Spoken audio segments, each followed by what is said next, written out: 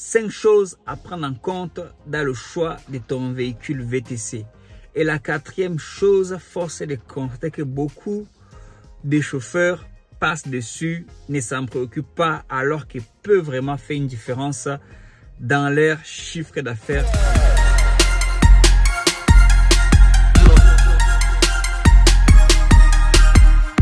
Salut à toi, je m'appelle Andersen Isaac, entrepreneur, chauffeur VTC, loueur des véhicules pour VTC et pour particuliers également, et acheteur, revendeur des véhicules.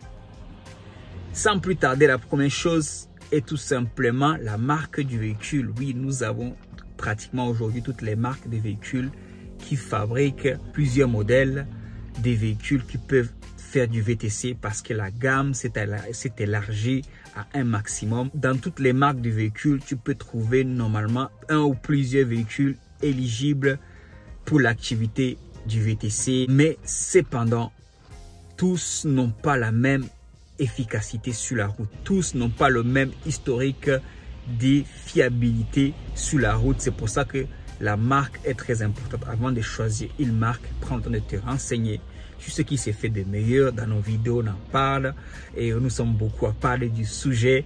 Donc, dans ces marques que nous citons dans plusieurs vidéos, essaie normalement de choisir un véhicule parmi elles. Mais ceci dit, quand même, les marques françaises aussi, ils ne sont pas à rejeter à 100%. Tu peux bien faire du VTC avec des Peugeot, avec des Citroën. Mais ceci dit, va pas chercher des vieilles Peugeot, va pas chercher les vieilles Citroën. Et quand je dis vieille dans le VTC, ça veut dire qu'au-delà de 3 ans, pour moi, en marque française, je ne recommande pas. Mais bon, moi, dans cette vidéo, ce n'est pas le but, ce n'est pas de recommander des véhicules, c'est de te donner des éléments que tu dois prendre le temps de faire tes recherches. Donc, parmi elles, il y a la marque. Et la marque la plus fiable aujourd'hui que nous connaissons, c'est la Toyota. Mais moi, je dirais mieux que ça encore pour que la gamme soit plus élargie, qu'il ne soit pas, tout le monde ne court pas derrière les Toyota non plus. Les marques asiatiques en hybride essence sont les mieux recommandées et les plus efficaces et les plus approuvées, que c'est des marques fiables normalement. Mais la plus fiable de tous, la reine de toutes, c'est la Toyota. Donc voilà, le deuxième point, le deuxième élément à prendre en compte, c'est tout simplement le style. Moi, j'appelle peut-être pas le modèle, le style, la carrosserie du véhicule. En tout cas, la forme. Je veux dire, soit berline, compact, van, voilà. Ça là, c'est important. Et quand tu te lances, c'est bien de prendre le temps de bien réfléchir, de ne pas prendre à la va-vite tous les véhicules, que ce soit compact, que ce soit... Non, c'est important le style aussi. Et les berlines, bien évidemment, en fonction de la clientèle que tu veux attirer. Si tu veux notamment travailler à 100% clientèle application, tous les styles sont bons à prendre. Mais si tu veux te développer une clientèle privée derrière, je pense que le style berline devrait plus attirer ton attention. Tu devrais beaucoup réfléchir là-dessus. Dans la même lignée, le troisième élément n'est nul autre que la couleur du véhicule. Tu vois, c'est pas par hasard au début que, par exemple, Uber, à son lancement, ne prenait que les voitures noires. C'était justement pour se différencier, c'était pour attirer plus les regards. C'était une stratégie commerciale qui marche toujours aujourd'hui vis-à-vis de la clientèle. Vu que toi aussi tu te lances en tant qu'entrepreneur, tu dois aussi réfléchir comme ça. Tu dois réfléchir en mode, je prendrai le véhicule qui ne va pas laisser mes clients indifférents, qui va attirer aussi les regards, parce que derrière cela, c'est bien les applications, mais j'ai aussi envie d'aimer faire ma propre clientèle. Donc, le style du véhicule, la couleur du véhicule, pardon, est très importante aussi. Et bien sûr, que ce soit à l'extérieur, que ce soit à l'intérieur, cuir noir, et toutes ces choses-là sont très importantes aussi à prendre en compte.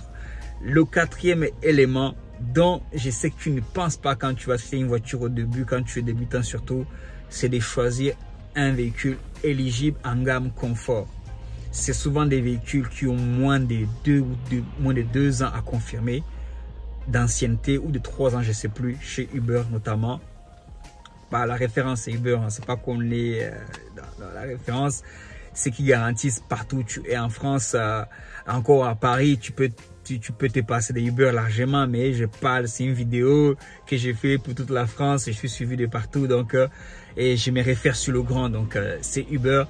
Donc choisis un véhicule éligible en gamme confort dès le départ, parce qu'il me semble qu'il y a un certain nombre de courses que tu dois faire au début, mais ça monte assez vite. Donc si tu prends un véhicule, tu vas garder 2 ans, au bout de 1 an, tu auras largement atteint la légitimité de pouvoir aussi passer en gamme confort. Donc autant tout de suite choisir un véhicule qui est éligible en gamme confort. Et le 5e élément pour clôturer le tout, c'est la motorisation. Est-ce du diesel, est-ce du hybride, essence? Alors si tu es en dehors de Paris, tout de suite c'est du hybride essence ou du électrique. Mais si tu es dans Paris, si tu es dans l'île de France, tu peux te passer les deux, hein. Tu peux prendre toujours une diesel, tu peux toujours prendre, si tu as une diesel comme je me le dis, tu peux te lancer dans l'activité pourvu qu'elle ait moins de 6 ans. Surtout si tu as ta diesel à toi et que tu dis que je vais faire l'activité que le week-end de temps en temps, il n'y a pas de raison d'aller chercher forcément une hybride. Enfin, tu peux te passer largement de Uber, tu vois. Et si tu as même une essence et que tu n'as pas tout de suite l'argent pour t'acheter une hybride essence, tu peux te lancer en essence.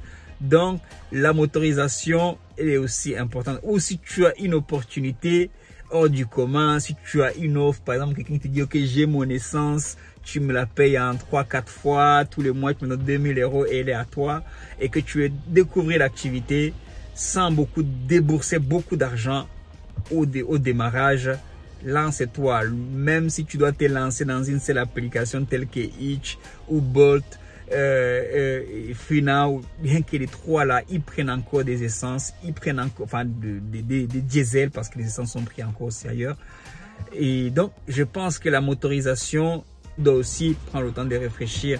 En tout cas, c'est les 5 éléments que j'estime être importants quand tu choisis ton véhicule pour faire du VTC.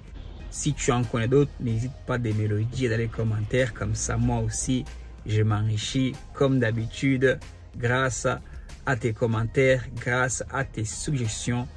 Donc on est là pour partager entre collègues et futurs collègues, et pour toutes les personnes qui veulent découvrir comment fonctionne notre activité des VTC. Sur ce, je te dis à très bientôt dans la prochaine vidéo.